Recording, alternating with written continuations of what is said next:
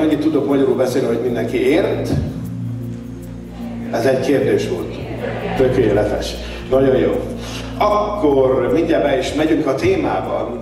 Én jó 10 éve megismertem Tom Rittorfot, aki a Kai Healinget alakította ki, egy német úriember, és ő akkor kezdett el foglalkozni az egészséggel, amikor mindenki kezd foglalkozni az egészséggel. Mégpedig mikor? Amikor már nincs. Ugye ez történt vele is, bejött a kórházba, beküldték a kórházba, és pajzsmirigyel műtötték. És akkoriban elkezdett kérdezni magától, hogy mi történt, hova tűnt ez az egészség, és az első kérdést, amit feltett az életébe akkor, az volt, hogy így szeretne tovább élni, mint eddig. Na, ha valaki ezt a kérdést felteszi, betegség kapcsán is, és nagyon őszinte magához, az önember azt fogja válaszolni, hogy így nem. Utána jön a nagy kérdés, hogy hogyan, de ez volt egy folyamat nála. És ebben a folyamatban találkoztunk.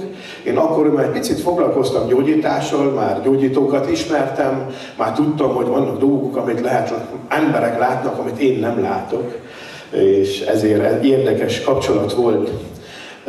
Ezen a közöműködésen ő megtalálta az ő útját, ő is gyógyító lett, egy gyógyközpontot épített fel Németországban, gyógyítókat képzett ki, több mint 40 tanfolyamon ő is részt vett, és több mint 100 gyógyítót képzett ki Németországban, amikor a szellemi világtól kapott egy olyan parancsot, vagy információt, hogy az idő, ami jelen pillanatban van, ez egy picit gyorsabb gyógyítást igényel, mint azok a rendszerek, amit ő tanult eddig, és leadták neki a Kai Healinget, és erről szeretnék ma beszámolni.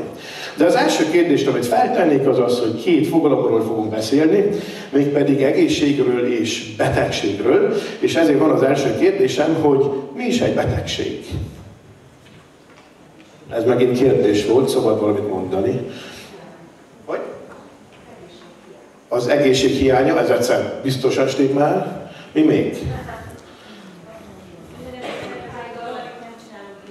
Valamit nem csinálunk jó, oké. Okay. Hogy? Romlás, tökéletes. Mi még? Fájdalom, igen, majdnem mindig.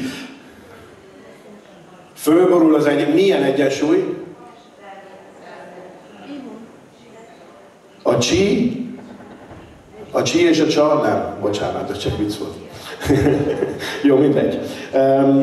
Beszélünk arról, hogy mi is a betegség. Ugye, ha a betegséget megnézzük, és az orvoslás, ha az orvoslásra nézzünk, akkor a betegséget másképpen figyelik meg.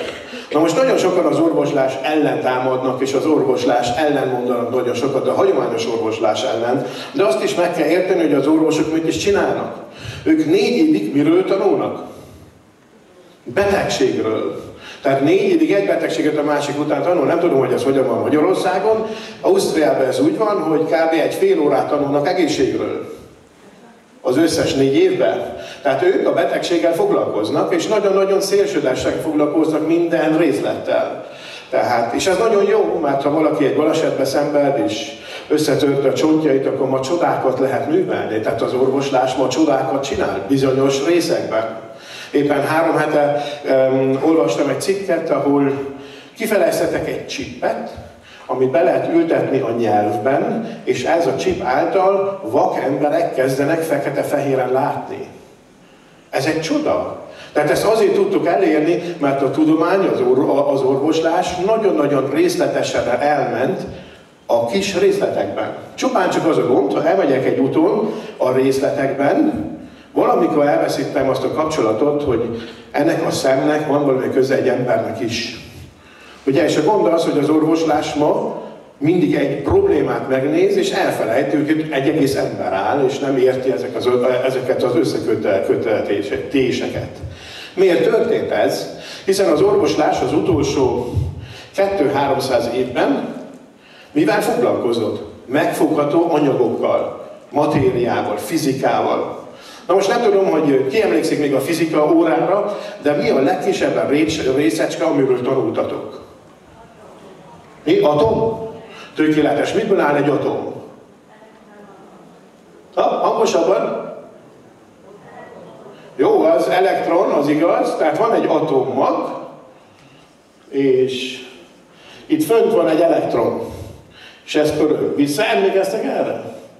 Na most az a kérdésem, hogy ha ezt az atommagot felnagyítanánk úgy, hogy ez egy gombos tű fejen lenne, tehát az atommag, mit gondoltok, hogy mennyire távol lenne ez az elektron?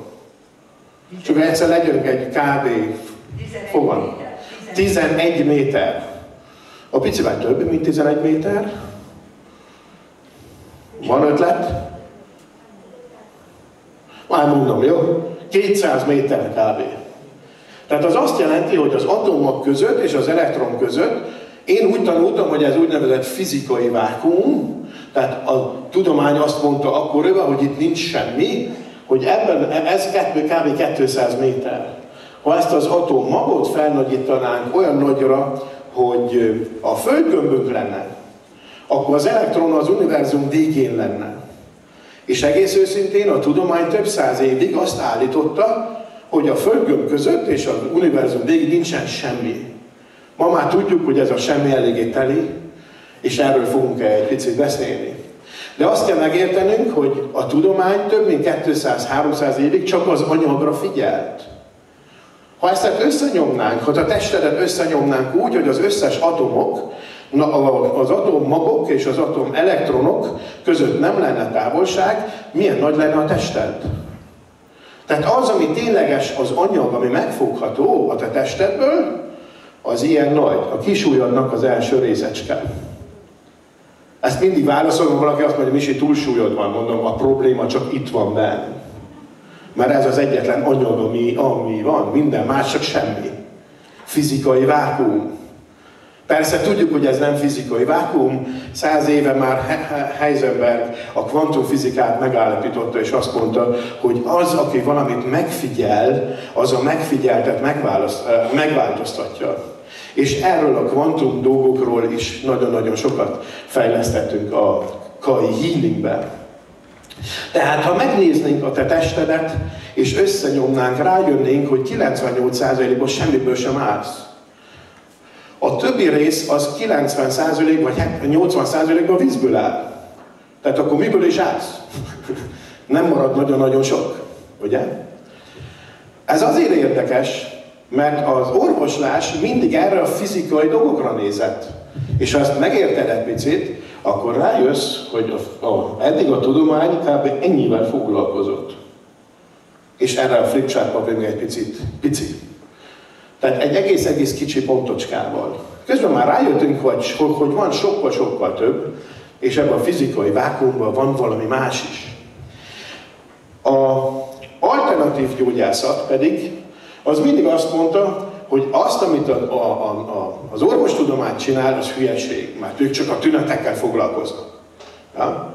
Tehát az alternatív gyógyászat mindig azt mondták, hogy ja, hát ha mész egy kocsival, és begyullad az olajlámpa, és elmész egy szervizhez, akkor lehetséges, hogy a srác, aki ottan szervizel a kocsit, azt mondja, megcsináltam, és ráragaszt valamilyen ragasztót a lámpára, hogy már ne lehessen látni. Ez kb. Az, amit az orvoslás csinál. Vagy második lehetőség, kivágja a lámpát. Ugye ezt csináljuk, mert anyagról van szó, betegséget el kell tüntetni, rossz, tehát azt az egészet ki kell vágni. És az alternatív gyógyászat mindig azt mondta, hogy ez milyen őrület, hiszen tudjuk, hogy egy betegség csak egy tünet. Ugye? Tehát akkor miért foglalkozunk a tünettel, foglalkozunk az okkal? Ezért a kérdésem az, hogy mi a betegségnek az oka? Kíváncsi vagyok, hogy ti mit gondoltok.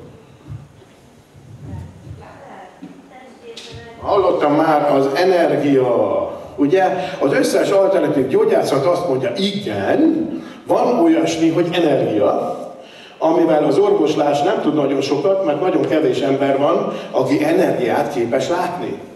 Mondjuk ez se stimmel már, mert egyre többen vagyunk.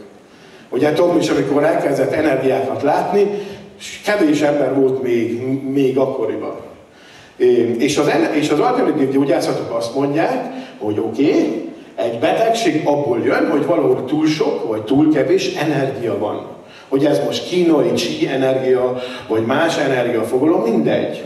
Oké? Tehát itt van egy energiablokk, itt jön az energia, nem tud tovább folyni az energia, itt tömörődik az energia. Ha itt túl sok energia tömörődik össze, milyenféle betegségek alakulnak ki ilyen helyen? Túl sok energia milyen betegségeket gyárt? Gyulladásokat, tökéletes. Tehát ilyen helyen gyulladás és betegségek jönnek. A másik oldalon, ahol kevés az energia, ott ilyen sejt leépítés van, ott például csontritkulás lenne. Tehát hideg betegségek. Na most ebben az egész csoportban, itt is láttam a házban, van nagyon-nagyon sokan, akik ebben foglalkoznak. Csak egy kérdést nem tettek fel. Mi az energia?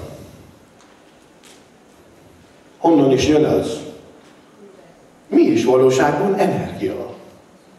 És az azért érdekes kérdés, mert Tom, amikor elkezdett többet látni, tehát nem csak energiamezőket, rájött, hogy ott van háttérben az energiamezők hátul mögött még egy másik rendszer, még egy másik mezőt kezdett látni. Ezért megkérdezem tőletek, hogy mi is energia? Hogy ezt a kérdést még nem tette fel senki. Égés. Égés? Mozogott valami? Ha energia folyik, mozogott valami? Jó, mi? Mi az, ami mozog?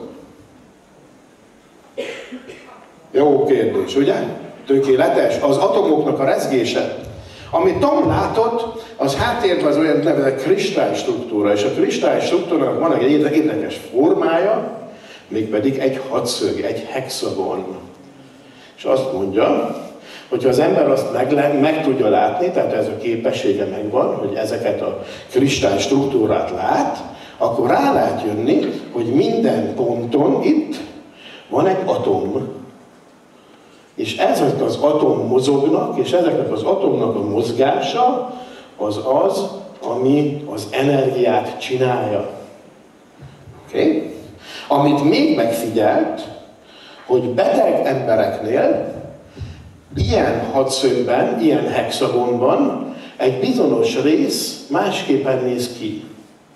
Azt mondta, hogy ez úgy nézne ki, mintha egy információ átinformálódna, és utána a test ezt az információt továbbadja a következő háromszögeknek. Ugye itt is van egy ilyen hexagon, itt is, és itt tovább. Tehát azt mondhatom, hogy érdekes módon ő úgy látja a dolgokat, hogy egy helyen egy bizonyos betegség kialakul, egy ilyen hexagonban, és ezáltal ez az információ tovább lesz másolva. És azt mondta, lehetséges, hogy nem is az energia a betegségnek a oka, hanem az energia sem más, mint egy tünet. Illetve az energiablokk csak egy tünet. Ugye ez érdekes lenne, mert akkor az összes alternatív gyógyász röhög az orvosláson, hogy ők csak a tünettel foglalkoznak, és 20-30-40-50 éve nem csinálunk mást, mint csak a tünetekkel foglalkozunk energiaszinten.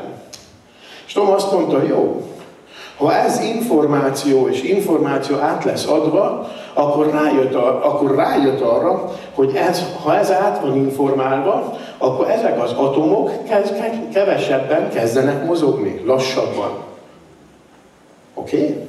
Ez azt jelenti, ha itt egy rossz információ van, ezáltal ezek az atomok kezdenek lassabban mozogni, ezáltal, és ez a valódi ok,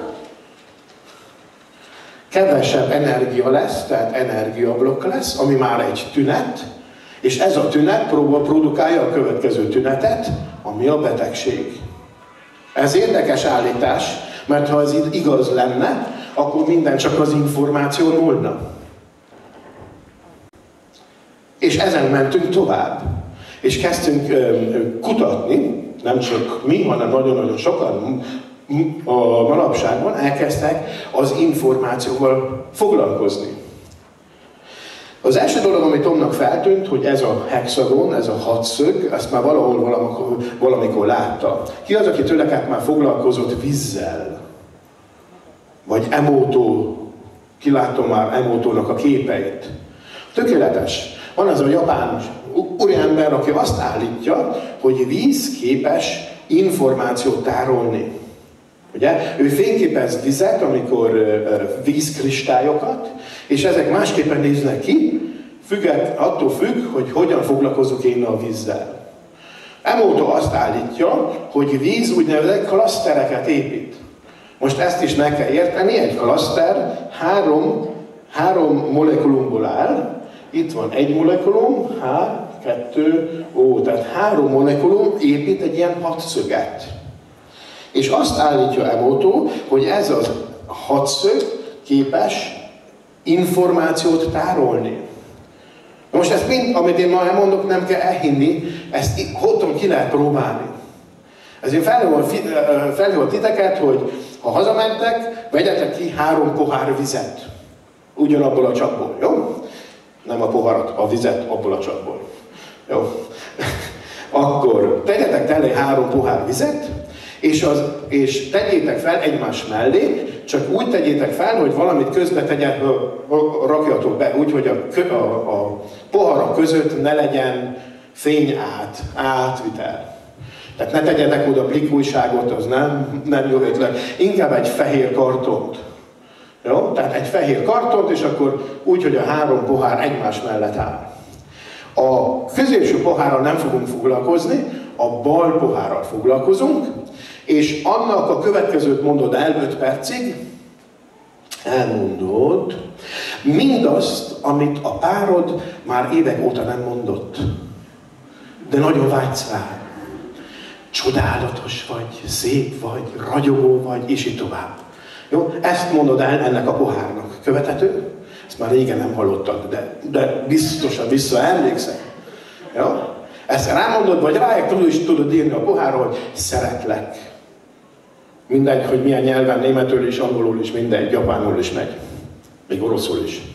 Jó? A harmadik pohárral pedig másképpen foglalkozunk, ott olyan dolgokat mondunk el, hogyan lehetne ezt, hát tudom már, mintha egy politikusról beszélnék. Tehát mindent azt, amit oda mondanám. Ugye ezt magyarul nagyon szépen lehet csinálni, már magyarul lehet káromkodni úgy, hogy ezt nem is lehet lefordítani németre. Tehát ez egy fantasztikus nyelv. Mindent, amit valaha akartál nekik mondani, azt oda be a pohárba.